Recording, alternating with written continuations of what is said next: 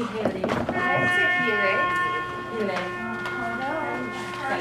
And I have a Juan. Oh, Juan. Where's number Juan? Which one of you are here? Please make sure you put your name on your packet. Yopita. Really? Women. Morning, sunshine. That's my nickname. It's not morning. Okay, the object of this is to work on your higher thinking skills. Okay? Because in life, we are going to be working on listening to something, hearing a proposal, or getting a plan of action from a business and being able to pull pertinent information from that and come to a conclusion, make an opinion, form a direct plan. I only have 3 books. So, guess what? We have to share. So, Colton, you're going to move over by Whitman. And hope she didn't hear me. Shining right from the right there. No, you're moving.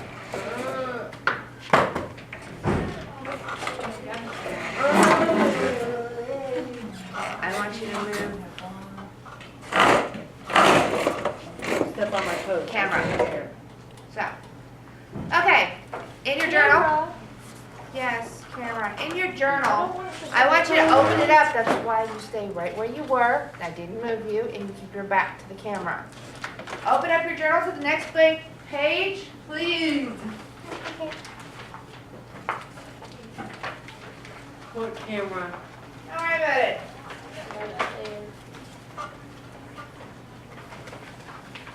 In your journal, on the first blank page, I want you to write "die laughing." Nice, you.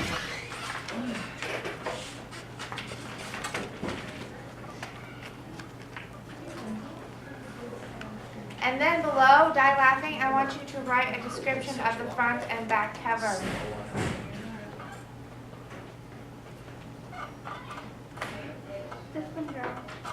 Yes, I know. Somebody drew a mustache on some of it. And it won't come off. I thought that was a guy for a little bit. It won't come off. You need to do a description. Is this a man? Is this a woman? I can't tell. Well, you know, one of my class students pointed out that this one has long nails and earrings and a shadow right here Well, a guy could have an earring. and long nails. Guys normally don't have what? On Lipstick. Oh, yeah. Okay? And don't forget to look at the back.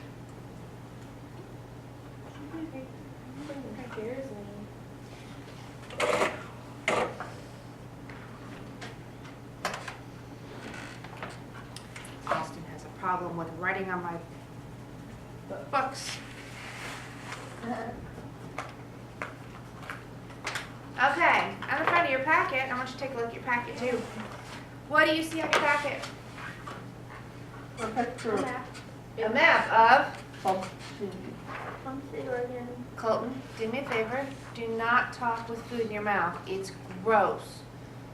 Something. Swallow, then speak. Something. Is that better? Yes, Bum City. Keep your mouth empty. Bomb City. Gateway to the dunes. Do you think this place actually exists? No. Yes. Maybe. I think the location might exist, but I don't think the city name is the same. Do you? No. We can look it up on that. I tried that. I didn't get very far. Do we need check real quick? I already did. You didn't get very far. Maybe it. But I was just curious. Please turn the page in your packet. Remember, you need to write down the description of your front and back of your cover on your book. There's a lady on the front. Look at it.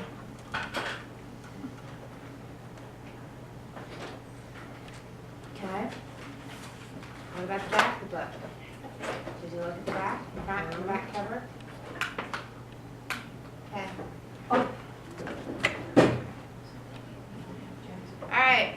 real quick, we're gonna read through these questions so that we will be able to find them easier when we read it out loud. Number 1, throughout history, children have tended to sing verses, particularly during games like jump rope. What purpose might the Bump in the Night verse have for children growing up in Bump City? Number 2, what does that wolf mean by a statement? Fearful things come to those who are most afraid. Explain why you agree or disagree with that statement. Number 3, what is your impression of Cindy Finney? Why might joining the World Whackers be so important to her? And number 4, what is your impression of Muffy Gilmore? Do you think her longtime grudge against Cindy is justified? We are going to do a round robin, but I'm first going to have to ask you, who's the author of this book? Dad Elwood. How can he be the author and the star of the book? It By just happens sometimes. Bitten Files. The Bitten File series was created by Stephen Cosgrove. This is part of the alert to capture you to read the book. Have you ever heard, there's one of the, I don't remember which book it was, but it said, what if you do not read this book? Lemonade Snicket or something like that. Yeah, I'm going to read that in a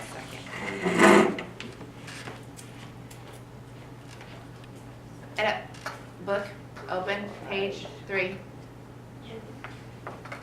Dedicated to the loving memory of my great aunt Lydia Louise Wolfe. May her soul rest in peace, albeit in a cold grave at Happy Valley Cemetery. Thad L. Wolfe.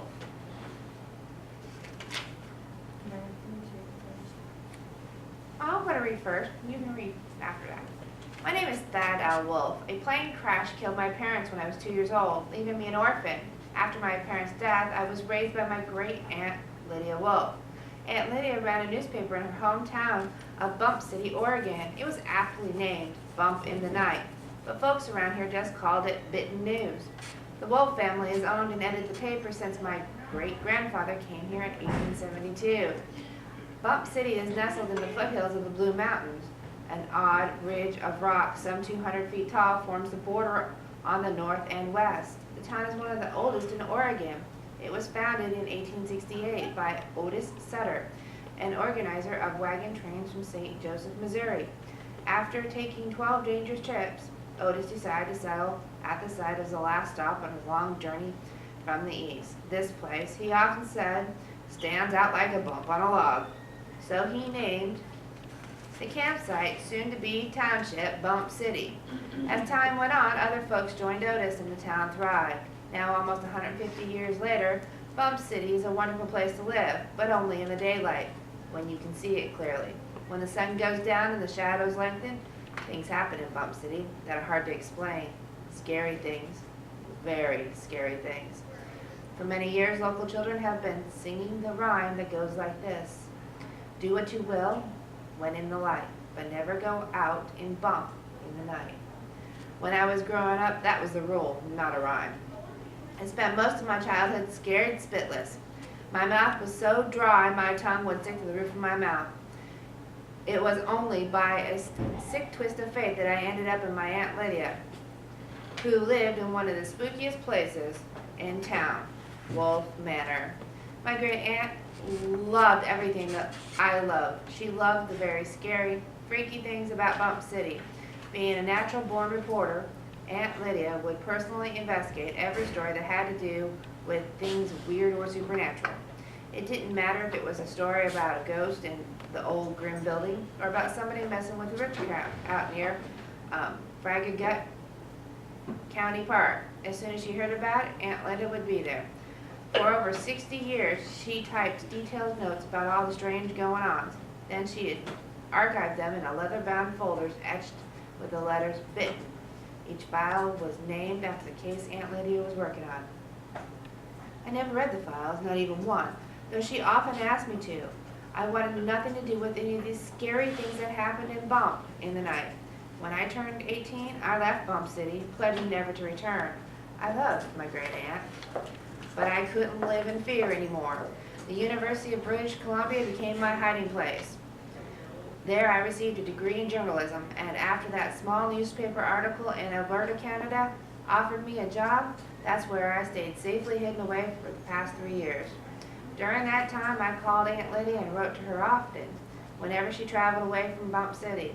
I would go meet her and we'd spend a day or two together. Our visits always ended with her asking me to come back and involve myself in research. Admittedly, the idea of going back frightened me, even though I missed her terribly, and now it's too late. Aunt Lydia is dead. A few days ago, I got a phone call from her attorney, David Staghorn. He told me she died earlier that evening under mysterious circumstances, and Bump City Police Department was investigating her death. I was shaken beyond belief. I told Mr. Staghorn I would fly out to Bump City right away. He'd already made arrangements for the funeral. I had to be held at Grimm's Happy Valley Cemetery out near Sutter's Mill. Just thinking of old man Grimm, the mortician, sent chills up my spine. When I was a boy, Aunt Lydia told me stories about him that still give me nightmares. The thought of that scrawny, evil old man handling my great aunt's funeral did little to soothe my fears about returning to Bump City. At least it will be a short trip, I muttered to myself as I settled into my seat on the airplane. I plan to take care of Aunt Lydia's personal affairs, sell the newspaper and the mansion, and return to Canada within the week. But my wish for a short trip was not to be granted. Fearful things come to those who are most afraid. Thad L. Wolf. Do me a favor and look down at your sheet. Throughout history, children have tended to sing verses, particularly during games like jump rope. What purpose might Bump in the Night verse have for children growing up in Bump City? Any ideas? They sing that rhyme. Why do they sing it? What is the rhyme? Because bad things happen. Do you want, Do what you will, do what you will, win the night, when in the light. win the light, but never go out and bump in the night. Okay, what does that mean? Like bad things might happen in the night. Right. Do we have any similar rhymes or children's verses that we sing or that you sang when you were little? Ring around the rosy. Okay, where does that come from? It comes from World War I believe. Jewish children in concentration camps. Warning to other children. Because bad things are. Mm-hmm. Children warn children. Just because you're young doesn't mean you're not paying attention. So write what we want down there. Yes, there is no wrong answer, dear. This is higher thinking.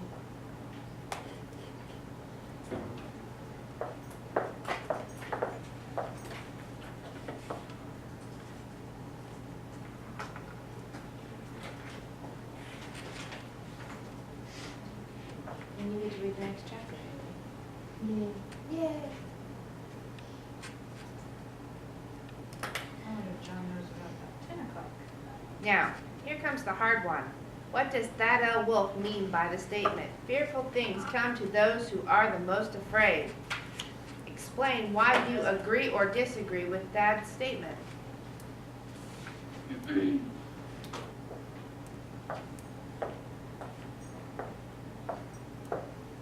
Now, earlier we talked about, in a different class, we talked about fear being smelled, that animals can smell or sense fear. If that helps you at all. No? I know if you're scared and you have a vicious dog near you, they will attack you if they smell the fear. It's like offering them chocolate. And what is the life? It just makes it sweeter. But would that like work with, paranormal, supernatural stuff? I don't know either. So it's your opinion on whether or not you agree or disagree with that.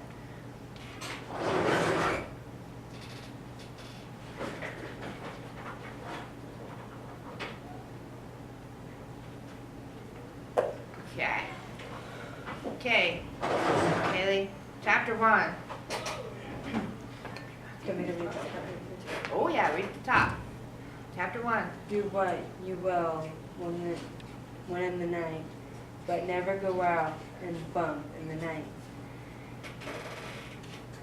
Anyone who had ever lived in Bump City, Oregon, knew the rhyme.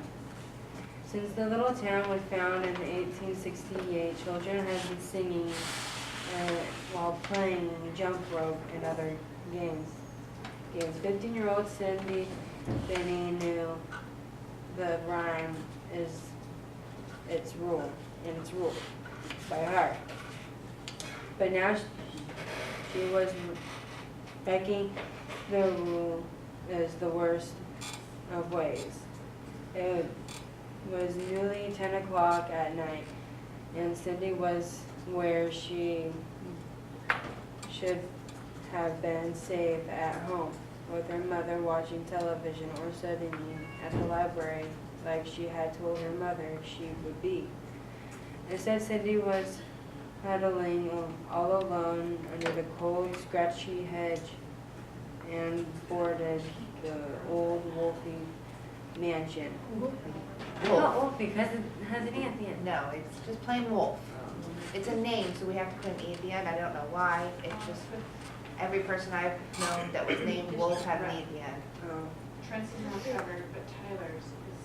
And she was miserably in chilly drizzle had been falling for over an hour. Cindy tugged at the drawstrings of her hood, sweatshirt to protect her face from the damp. Her wet jeans stretched tightly across her legs. This cut off her circulation and made her knees ache. Crouching in the hedge, Cindy felt the hand of light cold breeze. Strands of her damp hair tickled her face. She clenched her mother's camera and stared up at the dark windows of the old spooky 3-story house. All of this was happening because she wanted to join a writers club called the Word Whackers. Ever since Cindy had started going to Bump City High School, she had wanted more than anything to join the elite newspaper club. But the club president, Muffy Gilmore, kept blocking her membership. Muffy and Cindy had been enemies since the 3rd grade when Cindy's mom forgot to invite Muffy to Cindy's birthday party. Muffy had never been forgiven Cindy to this day. She made Cindy's life miserable whenever she could. This year, just like the last Cindy was attempting to join the club by way of intention. How about initiation? This is big words. Some of them. Initiation would be members who had to write a story assigned by the membership committee. Okay. Community. As president of the World Whackers, but however, Muffy controlled the committee. Nobody joined the club unless Muffy said it was okay. Last year, Muffy had given Cindy the assignment of writing a story about President of the United States. The final story had included a picture of Cindy standing with the president. Cindy worked hard and surprisingly ended up getting a personal interview with the First Lady, who was touring a child care facility in Portland. But that was not good enough for Cindy. Muffy. I was looking right there. I know. Happens. Cindy was denied membership. This year, Muffy announced at a new membership meeting that she was going to go easy on Cindy. After all, said Muffy with a smirk. Cindy worked hard last year and didn't make it. So this year, Cindy's assignment was to interview a ghost and have her picture taken with it.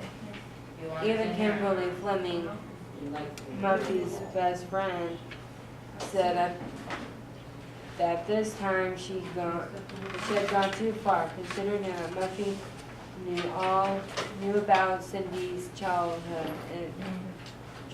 It was almost cruel. When Cindy was 4, she had caught scarlet fever and almost died. Ever since then, she sometimes heard voices when nobody was there, and even though she thought ghostly images out of the corner of her eye. At third grade slumber party, Cindy had made a mistake of telling Muffy about the ghost. Now Cindy was supposed to take a picture of one. For 3 days in a row, right after school, she had wandered around Bum City looking for the impossible, a ghost to interview and photograph. Only nothing floated past, or even so much as said boo. She had even gone into the old desert grim building on the 2nd and Main, the one all the kids call the crypt, right? Crypt? Mhm. But there was nothing except cobwebs and dust. It was spooky enough, but she didn't see anything resembling a ghost. Today, as Cindy had been riding home from school on the bus, she had remembered the old wolf estate across from the park. It seemed to her that if there were any ghosts to be found in Bump City, they would be there. That's how she ended up hiding the hedge and surrounded the great mansion. Old Linda Lydia. I know, but it's Lydia. How is it? The Y sounds like an I. Lid. Oh. L-I-D. Lid. I-A. Lydia. Oh, that's right. Oh, if it was Lindy, there would have been I. Linda would be L-I-N-D-A. Oh. A little different. That's okay. Lydia Wolf, the owner and editor of the city newspaper, owned the huge house from the store and the paper. There were most ghosts. More. Huh? More. Not most. More. There were more ghosts in her hometown than anywhere else in the town. Does that make sense? There are more ghosts in her own home than anywhere else in The town. hometown. Yeah. I used to live in. One more paragraph, or actually 2 more paragraphs. Yay. Where was I? Now Cindy sat hiding in the bushes, teeth chattering more from the cold and fear. So far, she had been there for 2 hours and hadn't seen anything. But she was patient. After all, she had gotten an interview with the First Lady by following them all over Portland. If there was a ghost in the old mansion, Cindy would meet it, read it, and then take a picture for proof. Okay. Now, what's your impression of Cindy? Benny. Why might joining the world, its word whackers, be so important to her? Because she wants to be in the school newspaper. Yeah. But what kind of person is she? She's confident. She is. It takes a lot of guts to, follow the first lady all around Portland, don't you think? Because you have to stand up to their Secret Service, and she doesn't sound like she gives up. She doesn't sound like she's scared of discomfort, does she? She's sitting there in the cold, shivering, but she's sticking with it. She's been there for 2 hours. How many of you would have stayed there for 2 hours after you were already cold and wet? No. Not this Arizona girl. She would have hightailed it or been in a sleeping bag nice and warm, or a car. What about you? I would have been Uh-huh, what? You would have been home, or you wouldn't have gone at all? I would have stayed there. Okay. What is your impression of Muffy Gilmore? Do you think that her longtime grudge against Cindy is justified? First off, why is she holding a grudge? Because she wants to make Cindy feel bad of what her mom did. For? Not inviting her to her birthday party. Right. Now, that's what, been how many years ago? About, 3rd grade versus high school. so they're probably about 9th grade. Okay, something like that. So 7 years ago. Yeah, isn't that kind of long to hold back Yeah. kind of grudge? So, what do we think of Muffy? Muffy's making a big deal about the birthday party. Okay, so you kind of get according to Anne Marie, Muffy's stupid. Shortwave, cross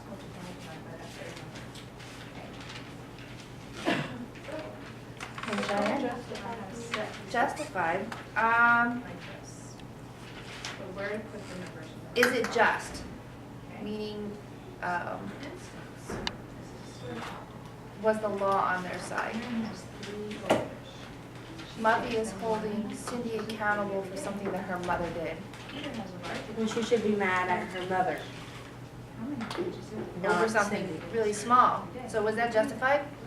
That's like me holding your mother accountable for your grades. Doesn't that cannibal mean like she's holding on, you're holding on to something? Cannibal of Count. Oh. Countable. Not cannibal. Countable. Yeah, sorry, I don't eat human. Yeah. Okay, Cheyenne, read chapter 2. Self-portrait, pushing down the box hall, Echoing. going into the night. On the main floor, a blue ghost Goldfish is hovering above a fluted Oriental. oriental red that like goldfish like abandoned hallways down the hall, highways down the halls, and the entire house. The mystery move up a big stairway, goes to the floor, and then slowly made it its way back down. how many It pinches, was how looking many is our for variable, right? Lydia, It's gonna be X. Wolf. How many Could you is hold the question asked in tonight? this number. So It- pinches is our variable. So now we have our three Mhm. numbers and our variable. old Lydia will lose this game. Divide by In the hide and number seek plus X. tonight, I will find her at last. Okay, do me a favor. I want you to try to moan it. Tonight, old Lydia will lose her game. Try to put some inflection in it. I don't care if it sounds constipated. Try something instead of just reading it. We got it? Whine it if you have to. Is to. Come on, moan. Make it gross to sound. You can do it. No? That's where we're going with this. Go ahead. Tonight, old lady will lose this game. Hide and seek. So, and they solve this Tonight, I along, will find right? at So, last. 3 times X. Very good. Nathan is Hey, you gotta have some equal to fun. 1.5 times. Okay. Please read. Then, You chose last thing. So they're saying 3 Is times x right. is equal to 12 Rest. times 1 half. La- Rasp, So laugh. it would be 3x Rest equals laugh that Echo. echoed throughout the house. It would do Lydia no So there you good go. to 3x hide behind equals doors 18. so the ghost could walk right to them. If the old woman was in the house, it would find her in the stream. It Just wouldn't solve it the stop short way. until it had finished Divide all by it the number. had set out. Right? 2 ways to divide it. The longer way with the math expression, or just knowing how to. Filled with joy, the spirit was Now, good. it's hard. See, they walked you through it a little bit with all your lines and stuff. Okay, she Now will be we're fine. gonna make our own little. Make sure we got guide. and And our guide's gonna be words. Delightful. Help us understand what's gonna go on the top. Chord, on the bottom. So, Orchard. first Orchard. ratio. me, Here's my promotion symbol. manner, And then here's my next Fitting. fraction ratio. getting through those This things. first The one silent, determines silent in the rate stately, at which this is Stately. going to be. stately old mansion So was watch this. again broken by Legos. A model Of is a rated road. in the scale of 2.5 inches to Back 20 feet. that made even This is the set in a ratio. We also know you could go like white 2.5 pictures to that Shutter. shuddered and swing slowly When and you're seeing turn through ratios, Lydia. you can name it with that, those dots. Guess what? You can Your name it turn. this